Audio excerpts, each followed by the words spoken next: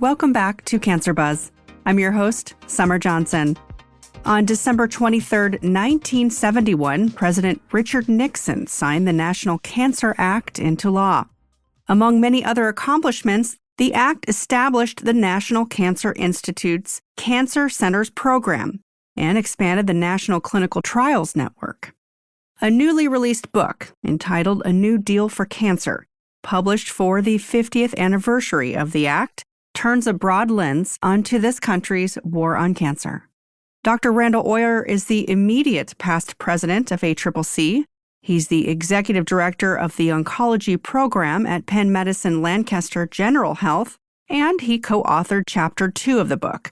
That chapter's called A View from the Ground, the Changing Landscape of Cancer Care. Dr. Oyer joins our conversation today.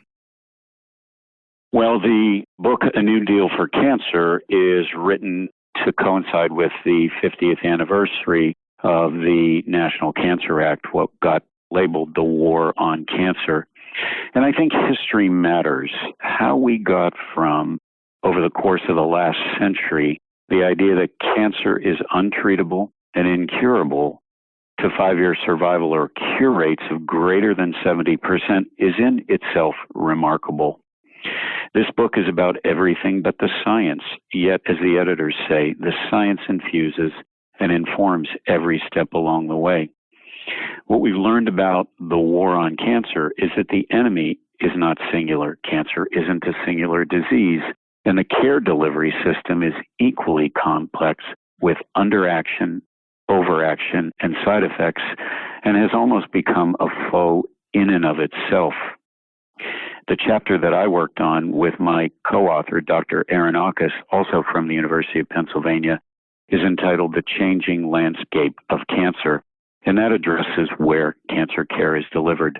We talk about 4 types of institutions: academic medical centers, community hospitals, private practices, and government payers such as the Veterans Administration. These are overlapping, yet serve different needs and different populations. They have different capabilities, yet we need to coordinate and cooperate to achieve the greatest potential of each one of them, and we're not there for certain.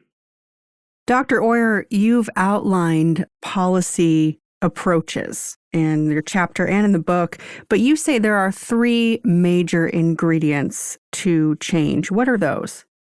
Well, we need a national plan that has a national commitment.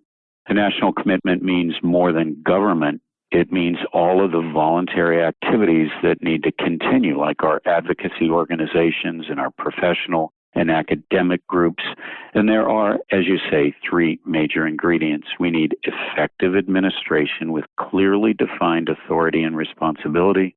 We need a comprehensive national plan, and we need the necessary financial resources. A national plan with these ingredients will help us harness the vast power of our talented and dedicated people to continue to make continued progress with cures. But in the book, you'll also read and examine ways in which the authors talk about how politics, policy, and the law can advance cancer care and dismantle the obstacles that we ourselves have set in place. I know you outlined the business and economic challenges that are facing oncology today. How do you hope your colleagues use this book now? And then how do you hope that future oncology professionals use this book to change things in the future? Well, I'd like to comment on that in 2 parts. One is where we've gotten to in cancer, and the other is the lessons that we've learned from COVID-19. So we've gotten into a situation where, as Dr. Ed Bentz puts it in the book, cross-subsidization creates perverse incentives. In other words, high-value services such as research and supportive care are paid for, if at all, by over-reimbursed goods and services. But to tinker with this, we need to be sure that we don't create unexpected consequences. So in other words, as this book outlines, everyone needs to come to the table. The regulatory people, the business people, patient advocates, academics, private practice practitioners, and so forth, so that we make sure that we understand the downstream changes that we might engender. And we're also concerned, I want to say, about the risk of smaller local and rural practices disappearing because of the business pressures that are beyond their control. And we need to make sure that they also have a seat at the table. As I mentioned, I also wanted to note that COVID-19, in a sense, has brought out the best in all of us, at least in cancer medicine. It taught us that we could do things with speed that we previously didn't think we were capable of.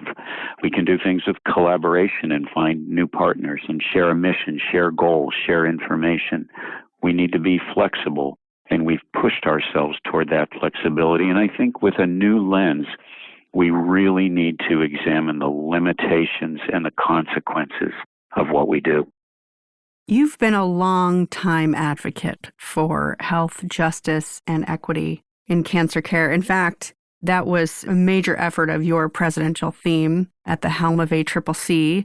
Out of that came the ACORI Institute at ACCC, of course. Talk about how you address that in the book.